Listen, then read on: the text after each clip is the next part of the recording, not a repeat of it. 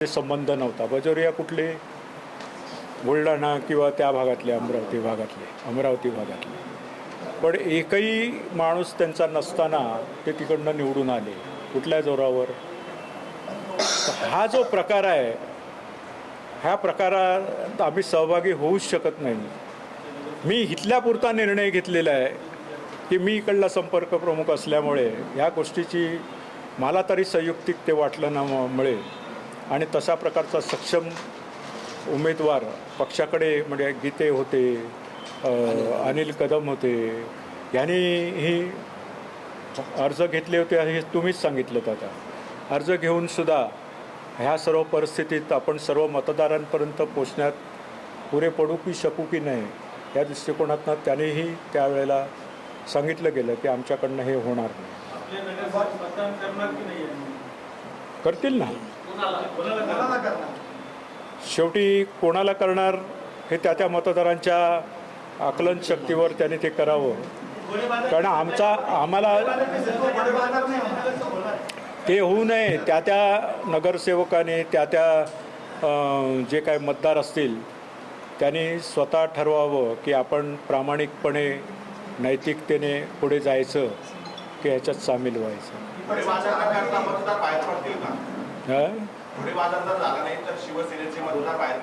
शिवसेनेच्याच वर रोख ठेवण्यापेक्षा इतर सर्व मतदार हे घोडे बाजाराशिवाय बाहेर पडतील का याचाही सक्षमतेने विचार व्हावा.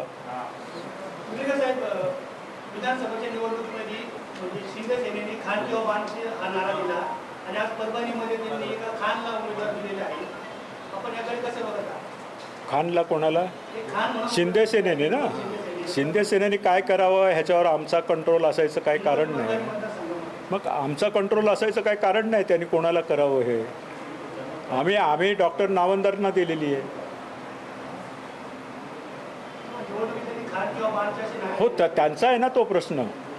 त्यांना विचारा ना त्यांनी असं का केलं ते.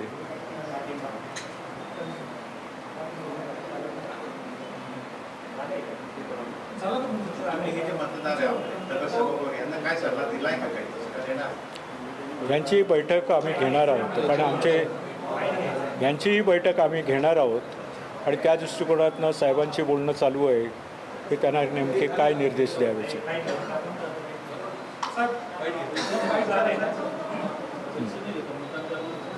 बोला.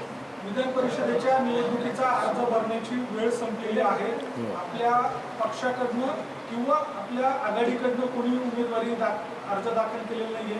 काय आपली पक्षाची भूमिका आहे? आमच्या पक्षाची भूमिका स्पष्ट आहे की या विधान परिषदेच्या निवडणूक घोडे बाजाराला ऊत आलेला आहे आणि ह्या घोडे बाजारात आपण सहभागी होऊ नये अशा प्रकारचा मी साहेबांना अहवाल दिला आणि साहेबांनी पण त्या दृष्टिकोनातनं ठीक आहे जर आघाडीचा उमेदवार असेल तर त्याला पाठिंबा द्या आणि नसेल तर कुठल्याही अपक्षाला किंवा कोणालाही पाठिंबा द्यायचा नाही अशा प्रकारची स्पष्ट भूमिका या ठिकाणी मी मांडतो.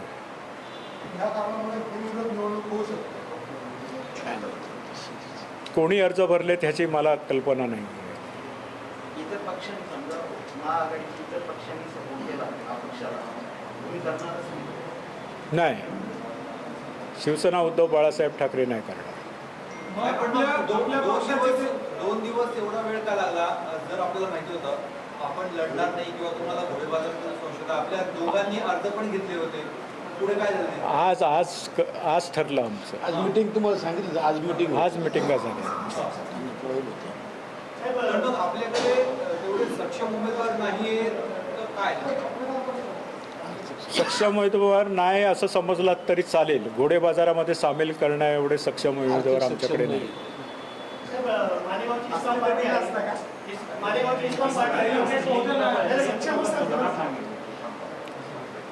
त्या प्रत्येक गोष्टीला तर्कवितर्क करायचं काही कारण नाही आहे. तुम्ही फार हुशार आहात सर्वजण पत्रकार बंधू. काय ताकावरनं जाऊन द्या. मालेगावची विस्काम पार्टी आहे त्यांचं 35 नगरसेवक आहे. ही निवडणूक बिनविरोध व्हावी म्हणून त्यांनी आपला उमेदवार दिला आणि भाजपला आणि शिवसेना त्यांनी विरोध दर्शवला त्या ठिकाणी. त्यांनी त्यांची स्पष्ट भूमिका सांगितली की आम्ही कोणत्याही प्रकारे त्यांच्यासोबत जाणार नाही, आमचे नगर चौथ्यांना मतदान करणार नाही. असे असताना आपण महाविकास आघाडी म्हणून या निवडणुकीला सामोरं जायची गरज होती.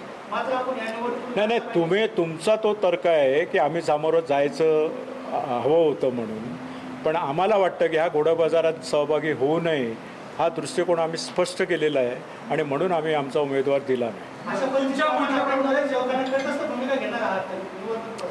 तोच विचार चालू आहे. त्यासाठी साहेबांचे 52 लोकांची बैठक घेऊन त्यावेळेस संदर्भात काही साहेबांचा आदेश येतोय तो त्यांच्याकडे पोहोचवला जाईल. मग या सगळ्या याच्यामध्ये आपले जे मतदार आहेत त्यांनी कुणाला नेमकं मतदान करायचं याबाबतच्या काही सूचना आहेत का? आता तरी नाही आहेत, अजून 18 दिवस बाकी आहेत. ते 52 लोकांची बैठक घेणार आहे आणि मग उद्धव साहेबांशी बोलून घेणार. साहेबांचा जो आदेश असेल तो त्यांच्यापर्यंत पोहोचवण्यात येईल.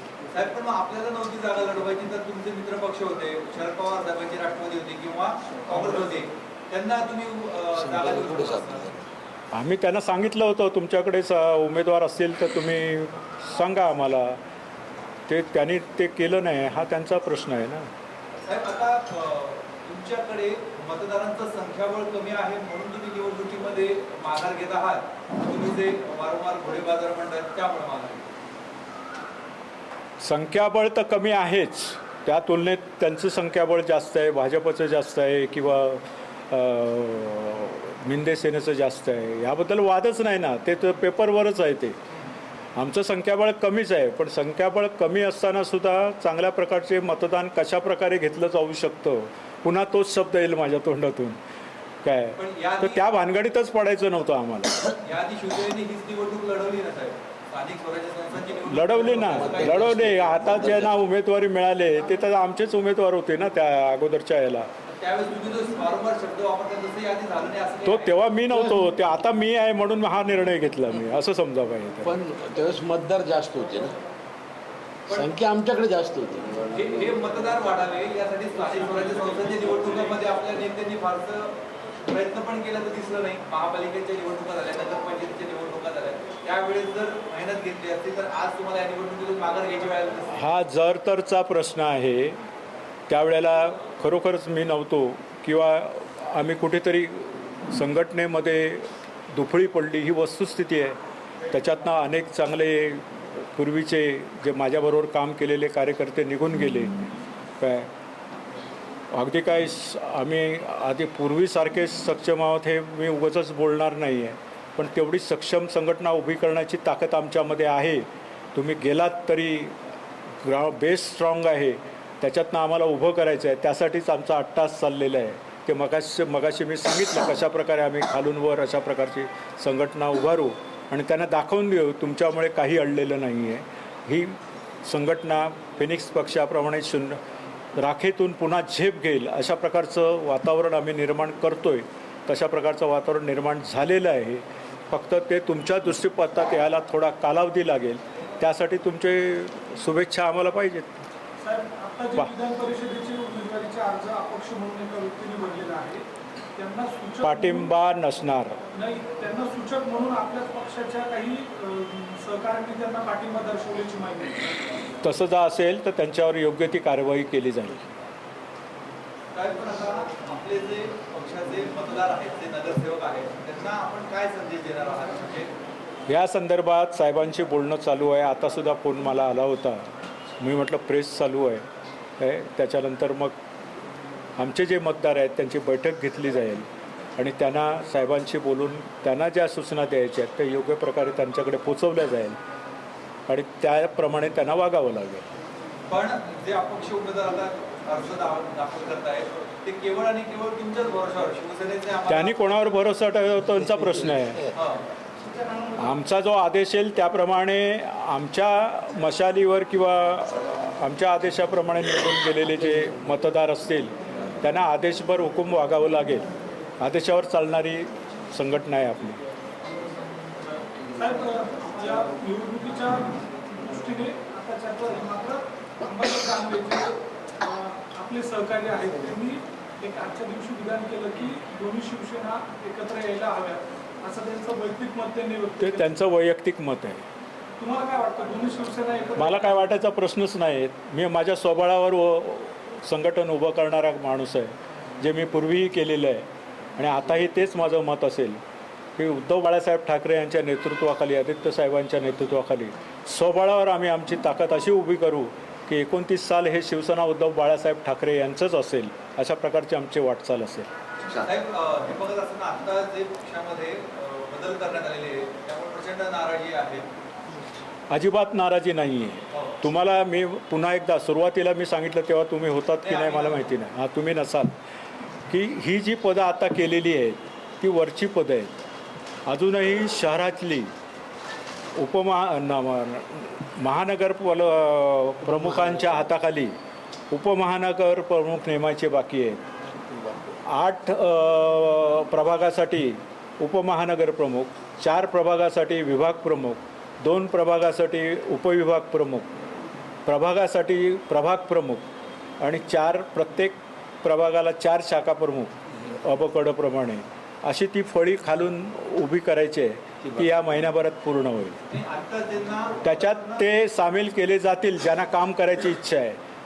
आतापर्यंतचा अनुभव आहे, मध्यंतरामध्ये कुठल्याही प्रकारचं संघटनात्मक काम होतच नव्हतं किंवा पदं असूनसुद्धा कामं केली जात नव्हती त्या लोकांकडनं. आणि माझं स्पष्ट मत आहे, पदाबरोबर जबाबदाऱ्या येतात, कर्तव्य येतात आणि जबाबदाऱ्या आणि कर्तव्य न पाडणारे पदाधिकारी परवडणार नाहीत. आता निष्क्रियता शिवसेना उद्धव बाळासाहेब ठाकरेंना परवडणार नाही.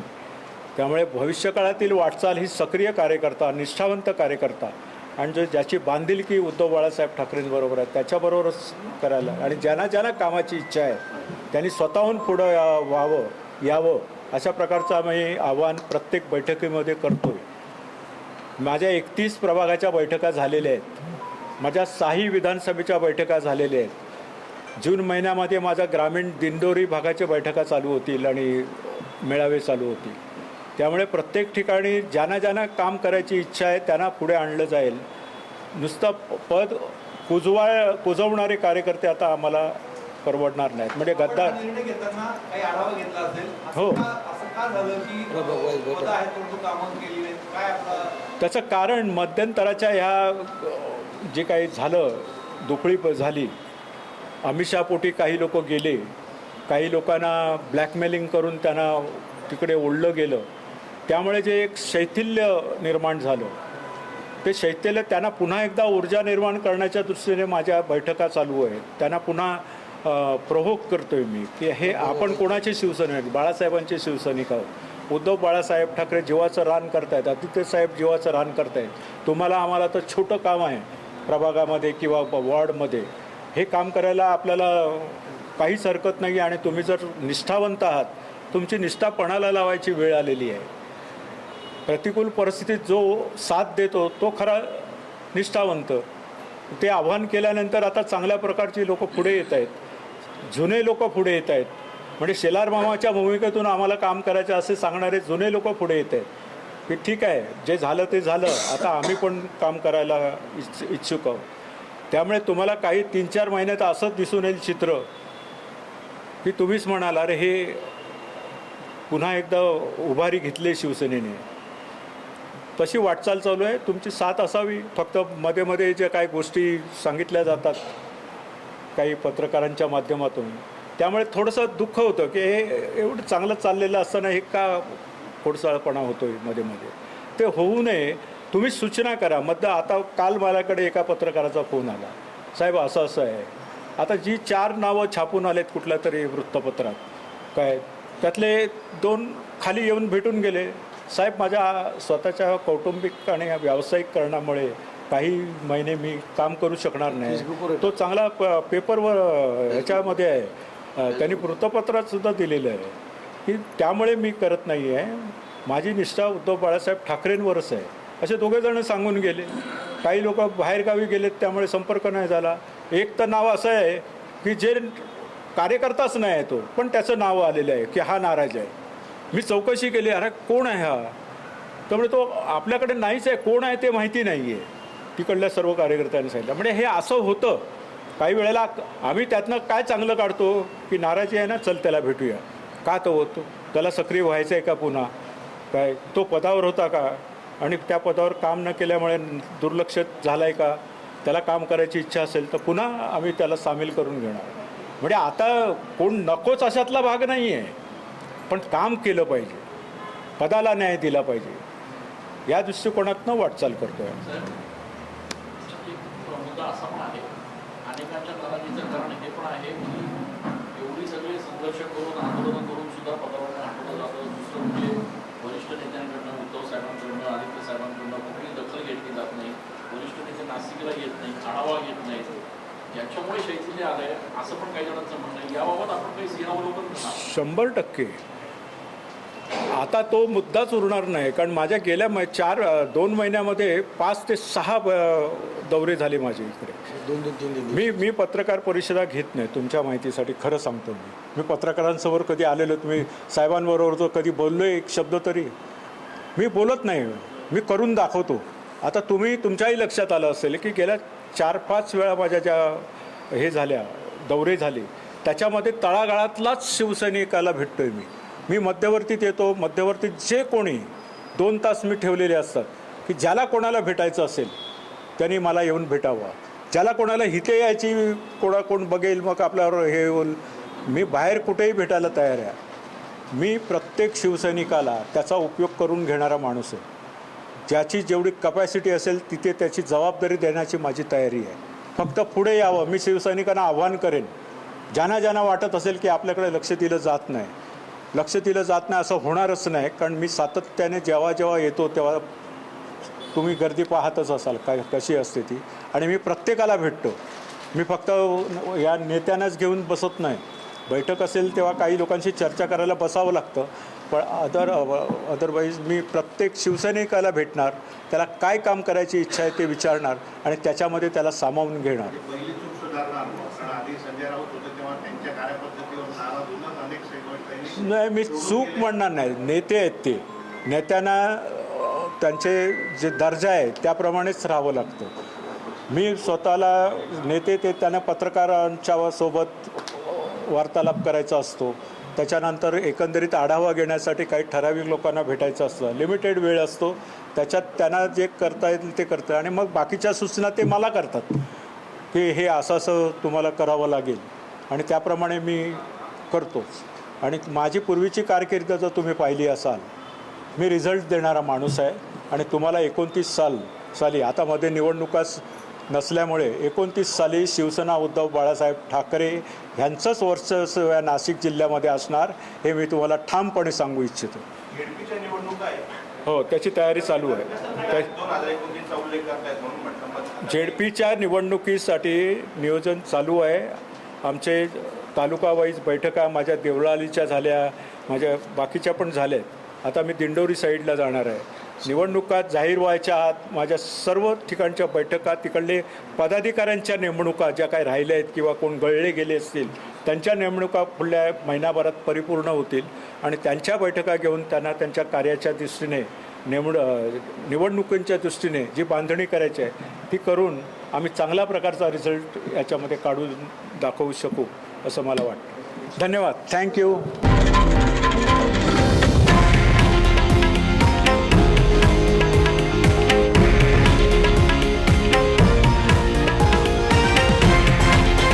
हे आहे देशातील नंबर 1 न्यूज नेटवर्क आणि आपण पाहत आहात TV9 मराठी, एकमेव.